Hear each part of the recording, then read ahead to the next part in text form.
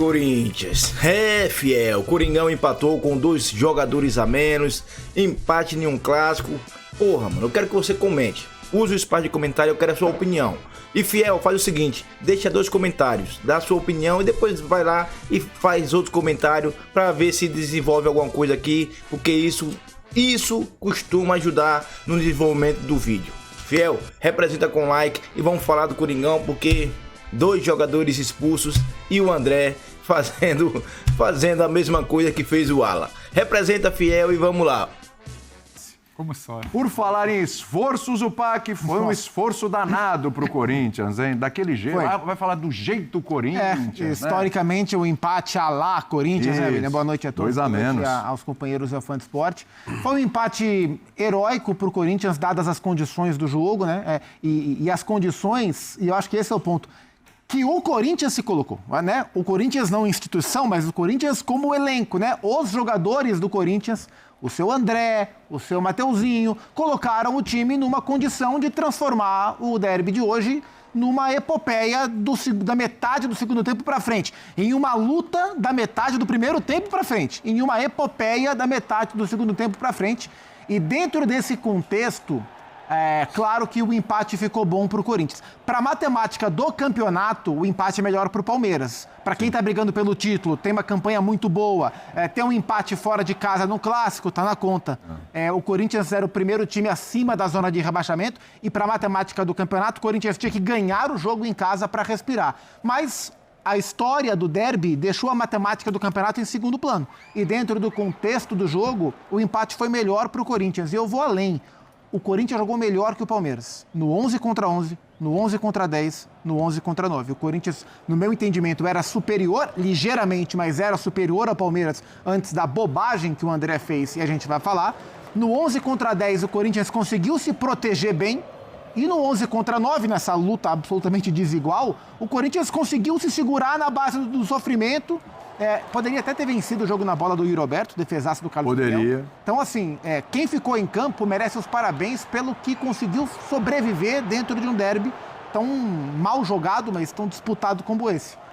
Nesse contexto, empate bom para o Corinthians, mas é inadmissível que o Corinthians tenha que terminar um jogo com 9 por erros tão infantis e juvenis dos seus próprios jogadores. Não, Acho que esse é o ponto principal do jogo. E um erro que foi figurinha repetida, né? O Alan já tinha sido expulso por isso, agora o André vai e é expulso também por ato obsceno, né? A gente vai falar sobre isso e eu brinquei aqui durante o intervalo no YouTube o modo psicopata acionado pelo Mateuzinho hoje, que brincadeira. O Mateuzinho hoje deu cotovelada, deu solada, carrinho com solada, teve simulação do Mateuzinho também. Teve isso, é brincadeira. O Mateuzinho clamou pela expulsão e a arbitragem foi conivente com o Mateuzinho durante boa parte do jogo, até expulsar. Gente, só faltava um homicídio por ele ser expulso. Meu Deus do céu. Ô, Jean, em contrapartida, assim, Palmeiras decepcionou seu torcedor hoje, dadas as circunstâncias aí da partida? Tudo bem contigo? Tudo bom, William?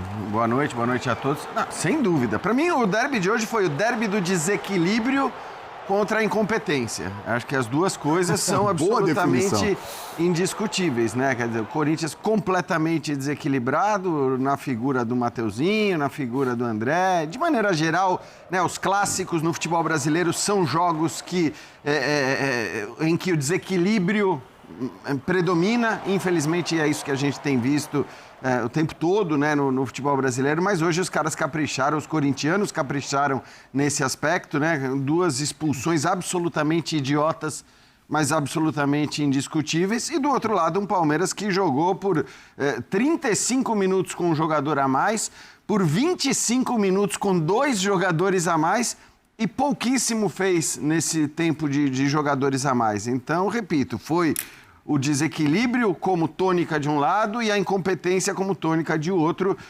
Certamente a gente pode discutir o porquê e vamos discutir o jogo, que, aliás, o jogo que aconteceu no segundo tempo, né? Por conta talvez, com o start do desequilíbrio corintiano. Porque no primeiro tempo a gente não teve futebol. Não dá para dizer absolutamente nada do primeiro tempo em relação a futebol. Eu ficava pensando, cara, o que a gente vai falar disso aqui? Pois é. Eu ficava pensando, e aí pensei, ainda bem que o Fla-Flu foi adiado, depois a gente fala disso, mas ainda bem que foi adiado para a gente poder falar também de futebol. Porque aquele primeiro tempo foi um negócio inacreditável, realmente. A gente não teve chance de No primeiro tempo, o Corinthians finalizou 3 vezes e o Palmeiras finalizou 0 vezes. Isso no primeiro tempo.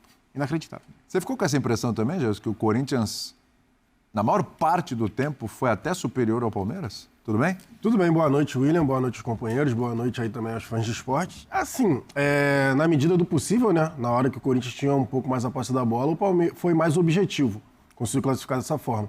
O Palmeiras ficou mais ali no arame liso, tocando a bola de um lado para o outro, tentando principalmente alguma abertura com o Andréas e com o Marlon Freitas para alçar a bola na área ou para tentar alguma chegada nas costas dos defensores do Corinthians e não conseguiu.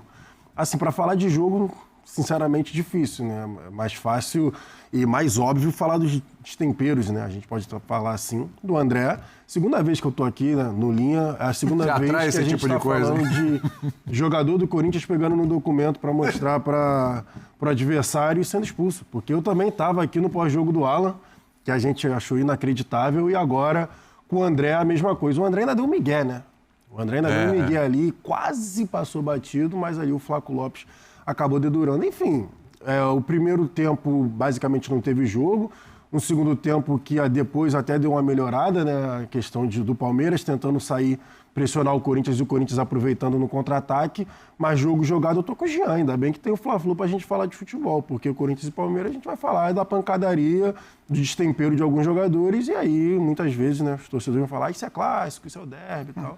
Mas enfim, o jogo jogado foi muito pouco. O que explica essa atuação do Palmeiras hoje, hein? Quando teve... A ausência do Arias? Vou passar aqui pro Pedro Ivo. A ausência do Arias teve esse peso todo mesmo hoje, o Pedrão? Tudo bem?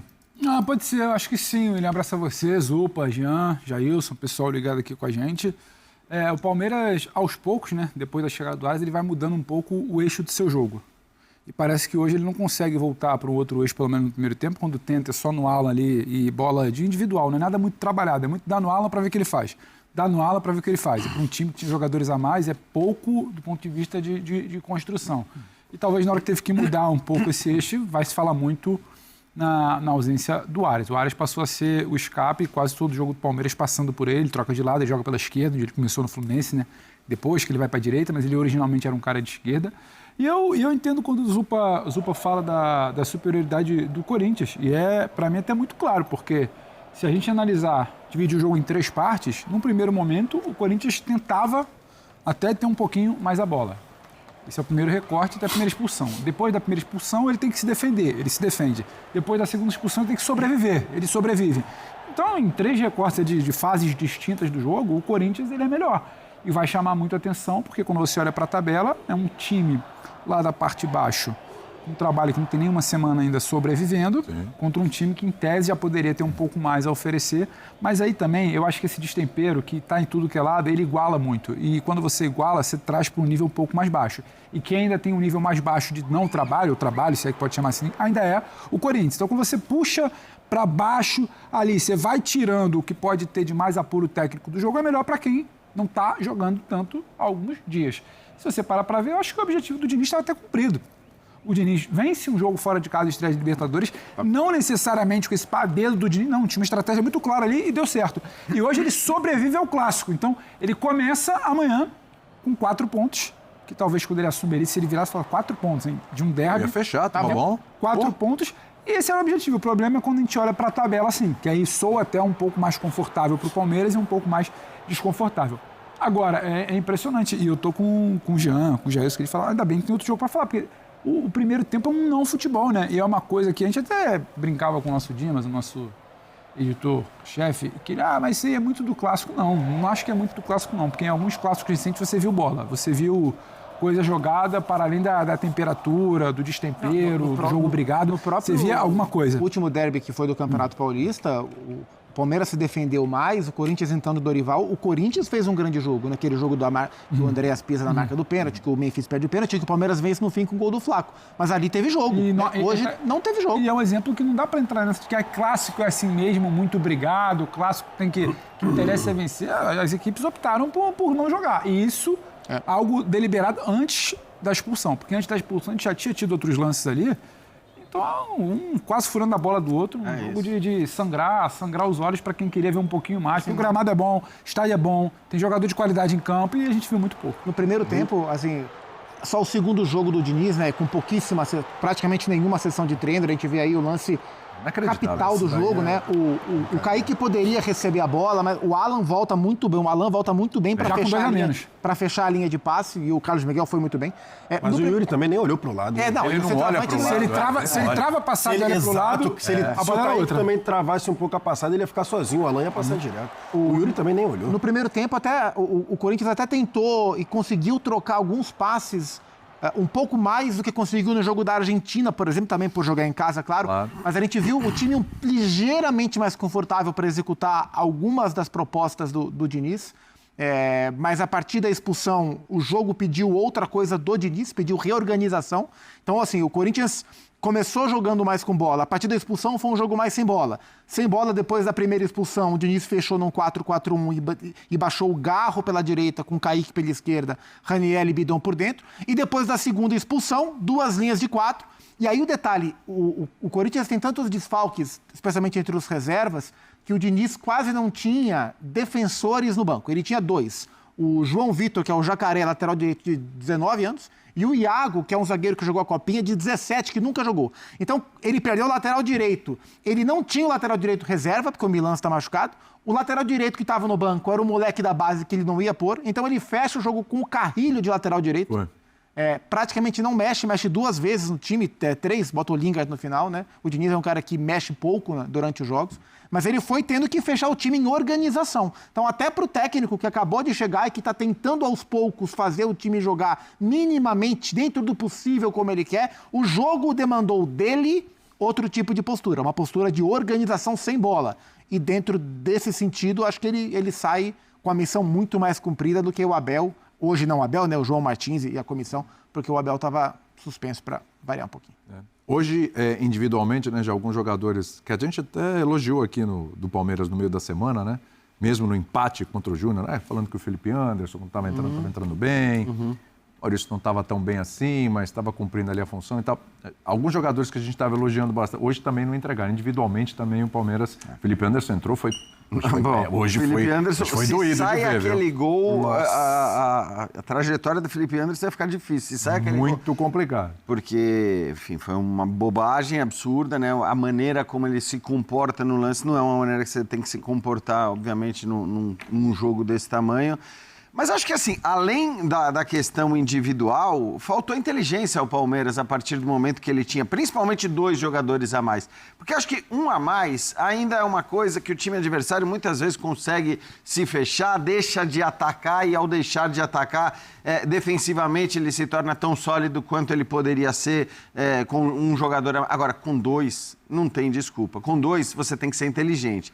O Palmeiras tem jogadores técnicos, jogadores com capacidade de triangulação, de movimentação, né? Você tem que procurar esse tipo de jogo. E o que a gente viu várias vezes, a partir do momento que o Palmeiras tinha 2 jogadores a mais, o Alan tentando enfileirar 3, 4 jogadores, né? O chute de longa distância, quando você, teoricamente, tem espaço e tem que procurar o seu companheiro mais bem colocado, porque sempre vai ter alguém livre para receber uma bola e para você poder trocar passes e finalizar numa condição muito mais favorável para fazer o gol. Então, quando eu falo da incompetência, acho que a incompetência esteve, sim, ok, no aspecto individual, porque mesmo os caras que entraram não foram bem, né? O Sousa que tinha entrado tão bem no último jogo. O Sousa, é verdade, também. O Sousa que tinha entrado tão bem no último jogo, que foi a opção para ser titular, não entrou bem. O Felipe Anderson, dessa vez, quando entrou, não entrou bem, como vinha entrando na maioria dos jogos. O Maurício abaixo. O próprio Flaco sempre brigando muito, participando, se mexendo, mas tecnicamente ele não acertou o tanto que costuma acertar. Então, acho que foi um jogo abaixo do Palmeiras tecnicamente, mas sobretudo taticamente, porque quando você tem 2 jogadores a mais, não tem desculpa. Você tem que, pelo menos, criar um caminhão de oportunidades. É verdade, o Hugo fez grandes defesas ali, mas, primeiro, nenhuma grande defesa como a do Carlos Miguel. Não. Só do chute do próprio Gabriel Paulista, que quase é verdade. Foi a defesa que o Hugo fez mais difícil. Você tem razão. Foi a defesa mais difícil, que foi, né, quer dizer, um chute do próprio jogador do Corinthians. Então, eu acho que faltou competência ao Palmeiras nesse jogo. De novo, né? Eu sei o peso que um derby tem e sempre as pessoas querem criar sempre, né, tem que trocar tudo. Obviamente não é o caso. O Palmeiras é líder do campeonato, com até boa margem em relação aos adversários, mas hoje foi muito incompetente. Para mim, não tem discussão em relação a isso. Faltou Abel à beira do gramado? Quem acha que passa por isso também? Porque esse é um assunto que a gente vai falar e... Oi? Para reclamações ou para... Também para reclamações. Hoje ele ia estar tapulhado. Ser expulso de Aliás, olhando para o que foi o jogo, né? A quantidade de reclamação... É capaz dele ter sido expulso hoje de novo, né? É bem possível. Porque teve lance polêmico pra caramba também. Teve pedido de pênalti, tudo que a gente vai mostrar aí na sequência. Eu acho que é um papo... Acho que o Jean que sempre fala isso. Que às vezes a gente também superestima. Eu não consigo afirmar que se o Abel tivesse ali, não, porque ele ia ter tido uma sacada e falado alguma coisa, até porque hoje a comunicação existe.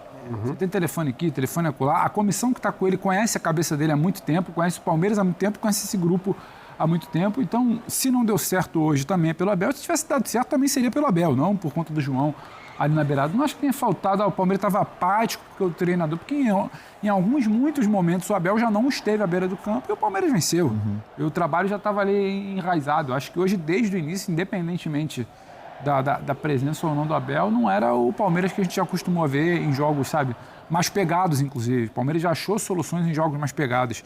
E não foi uma situação de, o Abel ali hoje deixou o time um pouco perdido. Acho que não foi exatamente isso. O João também não é muito diferente do Abel, né? Nesse sentido ali, à beira do gramado, de personalidade, de intensidade, de pilhar a equipe. Não é muito diferente.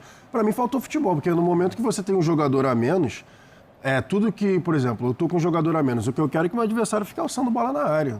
Vai ficar alçando bola. A gente tem o Gustavo Henrique na defesa, que tem quase 2 metros de altura e consegue ir tirando e rifando a bola.